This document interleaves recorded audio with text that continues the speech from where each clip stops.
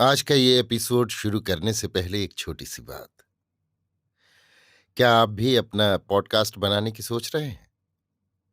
तो anchor try कीजिए। ये पॉडकास्ट बनाने का सबसे आसान तरीका है। नंबर एक, ये फ्री है। नंबर दो, इसमें कई सारे ऐसे टूल्स हैं जो आपको अपने फोन और कंप्यूटर पर रिकॉर्ड और एडिट करने की फैसिलिटी देते हैं।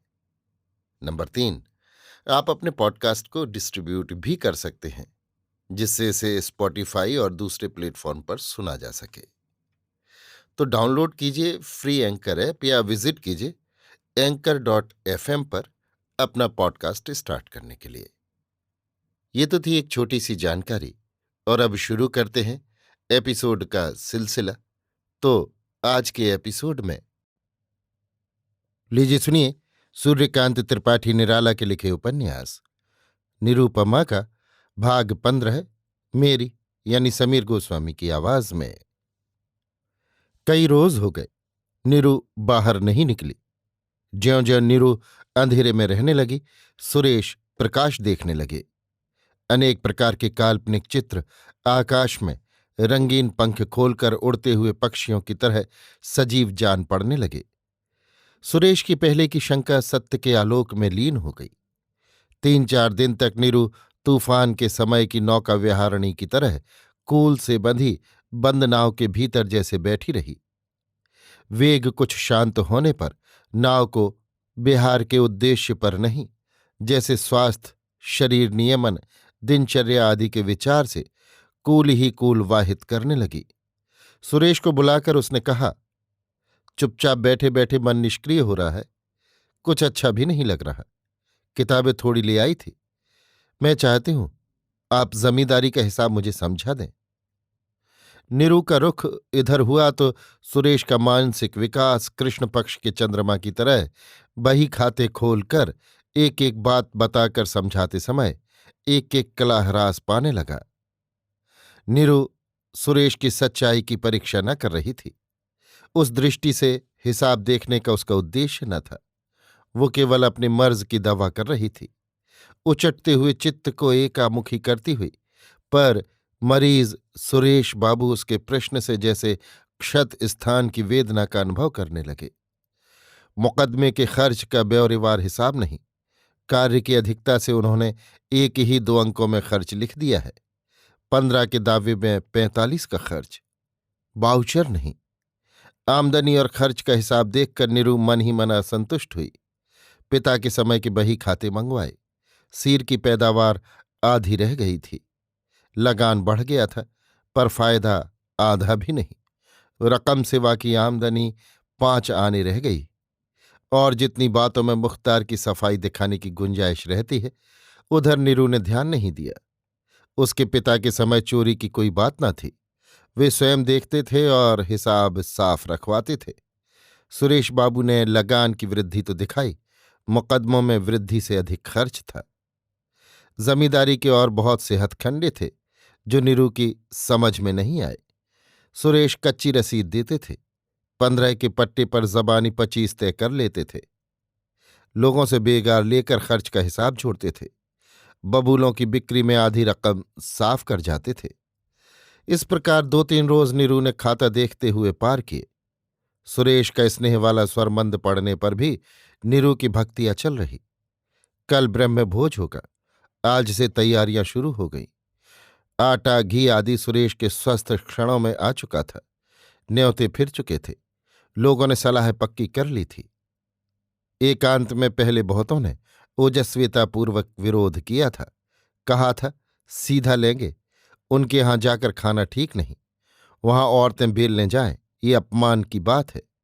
कुछ लोगों ने कहा जाए कि गांव वालों की सलाह है कि मालिक कथा सुने और फिर उसका ब्रह्मभोज किया जाए। कुछ जन दूसरे गांवों से भी बुला लिए जाएं। लोगों को बात बहुत पसंद आई। उन्होंने कहा कि इस तरह दूसरे गांव वाले भी हमारे साथ रहेंगे तो कहने की कोई बात न रहेगी। फिर सुरेश बाबू से ऐसा कहे कौन, ये विचार होता रहा। कहा गया कि मुखिया कहे, पर मुखिया सुरेश बाबू के सरस मुख और अपनी मधुर कथा की कल्पना कर मुकर गए। कहा, क्या हमारा ही जी भारू है? तब तक किसी ने कहा, मालिक हमारे गांव के राजा हैं, राजा में भगवान का अंश रहता है, राजा का धन उनके घर पर भी ग्रहण करने पर ब्राह्मण को दोख न लगेगा। बात लोगों को पसंद आई और मुखिया ये संवाद देने के लिए तैयार हो गए। एक ने आपस में दूसरे को मुखिया की पत्नी संबंध से याद करते हुए इशारा किया। कड़ाही पर कौन कौन बैठेगा निश्चित हो गया और यथा समय लोग डेरे पर आकर इकट्ठे होने लगे। अगर 2-1 रोज पहले सुरेश बाबू से सलाह ली होती तो उन्होंने इनकार कर दिया होता। धीरे धीरे शाम हो जाने पर प्रबंध जोरों पर आया। नीली को गांव की लड़कियों के बीच बड़ी खुशी है, जैसी जनता के बीच नेता को होती है।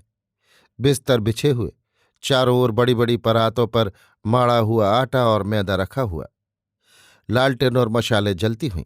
बड़े आंगन के बगल गुइल बिछे बिस्तर और पत्तलों पर स्त्रियां कचौड़ियां बेल बेल कर फेंक रही हैं। साथ गीत चल रहे हैं। कार्य की महत्ता से शोरगुल बढ़ा हुआ। एक बगल नीरू बैठी हुई, मन में अनेक प्रकार की आलोचना प्रत्यालोचना में लीन। इसी समय एक युवती ने घूंघट हटाकर उसकी तरफ देखकर कहा, ए गुइया, ब्याह के गीत तो नहीं सुनने की इच्छा? सुनाओ। मंद हंसकर देखते हुए नीरू बोली, तुम्हारा ब्याह कब हो रहा है? चपला सखी ने स्वर में दूरदर्शिता सूचित की। बहुत जल्द, नीरू गंभीर होकर बोली। बड़ी उतावली होगी। मर्मज्ञता से देखते हुए, रात को नींद नहीं आती, तारे गिना करती हूं, कमरे में घन्नियां। वैसे ही गंभीरता से नीरू ने कहा। युवती जोर से हंस पड़ी। उसकी सास कुछ दूर उसके पास ही बैठी गीतों का नेतृत्व कर रही थी। उसके हंसने के साथ ही गीत बंद हुआ। क्या ही कर रही है, चल बेल जल्द, कहकर नीरू को देखकर मुंह फेर कर नए गीत के प्रारंभ में स्वर भरा।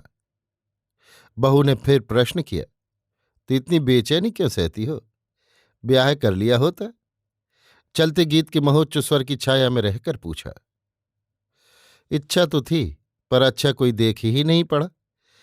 नीरू बहू की कचौड़ी देखती हुई बोली। वो पहले से अभी तक पूरी न हुई थी। बहू भी रस को छोड़कर कर्कश कचौड़ी की चारुता बढ़ाने में न थी। पूछा, तो इन्हें तुम्ही ने पसंद किया है? हाँ। कहाँ के हैं? अब तो विलायत के कहना चाहिए। नीरू अपना सेंटेड रूमाल नाक से लगाकर बोली, जैसे घी की तीव्र सुगंध से उकता गई हो। वाक्य ने बहू के हृदय को हिला दिया। संभलकर सूक्ष्मदर्शी आलोचक के स्वर में पूछा, कैसे तुमने उन्हें देखा? वे हमारे यहां आया करते हैं, वहीं खाना खाते हैं, कभी कभी भाई साहब के साथ। नीरू जानबूझकर कह रही थी। घर में काम है, मैं अभी आती हूं, दूध जल जाएगा, दूध हंड उतार कर रख देना है, कहकर युवती उठी और आपाद मस्तक ढकी हुई बाहर निकल गई। नीरू सभ्यता के विचार से बैठी थी। उसके जाने पर मन को कचौड़ियों का पकना देखने की ओर लगाए। एक साथ मोटी मोटी कितनी पड़ और निकल रही थीं। नीरू निश्चय कर रही थी कि उसका भीतरी भाग कच्चा रहता होगा। इसी समय हाँ हाँ हाँ की आवाज आई। दरवाजे के पास बैठी हुई स्त्रियां चिल्लाईं, स्वर में समझ भरी हुई। क्या है, क्या है? कड़ाही पर बैठे मर्दों ने आवाज दी, स्वर से विषय की अज्ञता सूचित होती हुई। मर गया आकर, देखे हुए था जैसे, चमार कहीं का। एक वृद्धा ने बेलना उठाकर कहा, जाता है या दूं एक तान कर कनपटी पर। प्रकाश काफी था, तब तक औरों ने भी देखा। इसने तो पैर रूप दिया, हद है, जाता है या दिया जाए प्रसाद। कड़ाही वाले उठकर बोले। नीरू ने भी देखा, तुरंत उठकर पास चली। छूना मत उसे, उधर की स्त्रियों ने आतुरता से कहा। नीरू को हिंदू संस्कारों ने जैसे जकड़ लिया, ज्यों की त्यों खड़ी रह गई, पर दृष्टि आगंतुक से बंधी हुई। दीदी, रामचंद्र बोला, जैसे बड़े कष्ट से बोल पाया हो। आंखें छलछलाई हुईं। वो उसी को खोज रहा था। छाए वाष्प की आंखों से दृष्टि रुद्ध हो रही थी। पुनः अनेक आदमियों में आदमी ही आदमी देख रहा था, परिचित कोई मुख नहीं। इस समय जो कुछ समझ में आया वो अवज्ञा सूचक स्वर था। बालक गया भी वहीं तक जाने के लिए था। वो जानता था आज ब्रह्मभोज है और ऐसे शुभ मुहूर्त में वहीं तक मेरी गति है, उससे अधिक एक अछूत की नहीं होती। मैं नाई कहार की इज्जत भी नहीं रखता, इसीलिए दूर दरवाजे पर खड़ा जिसके लिए गया था उसे खोज रहा था। बालक की मुखाकृति और आमंत्रितों की अवज्ञा से नीरू की सहानुभूति उद्वेलित हो उठी, पर पैर न उठे। देह और प्राणों की भेदात्मिकता का स्पष्ट रूप उसके भीतर और बाहर लक्षित हो रहा था। क्या है रामचंद्र? उसी सहानुभूति के स्वर में नीरू ने पूछा। उसके दर्द की अव्यर्थ दवा हुई, आंखों से आंसुओं का तार बंध गया। बालक खड़ा सिसकियां भर भर कर रोने लगा। ये उसके लिए, निर्दोष के लिए कितना बड़ा अपमान था, वहां कोई नहीं समझा। उसकी प्रकृति रुला रुला कर समझा रही थी। भावरस की बूंदें कपोलों से बह बहकर पृथ्वी पर टपकी।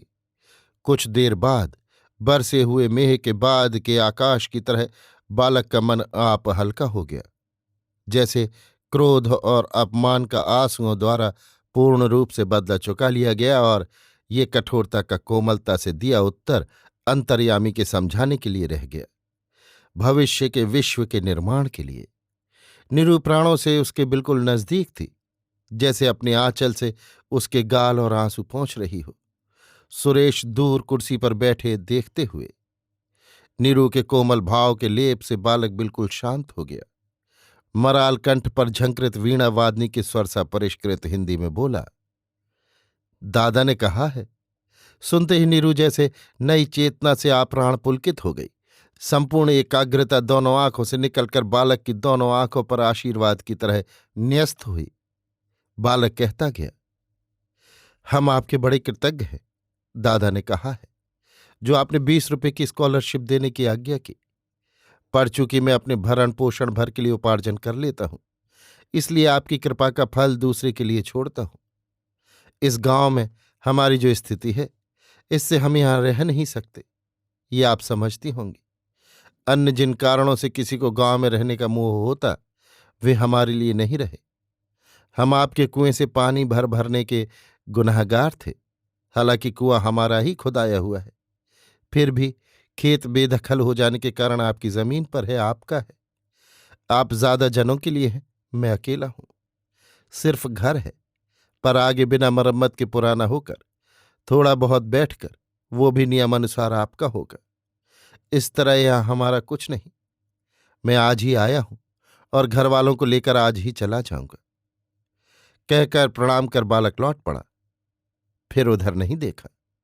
नीरू के प्राण जैसे बालक के पीछे लगे हुए उच्च स्वर से पुकार कर कहते गए, रामचंद्र लौट आओ, तुम्हारा जो कुछ था वो सब तुम्हारा ही है।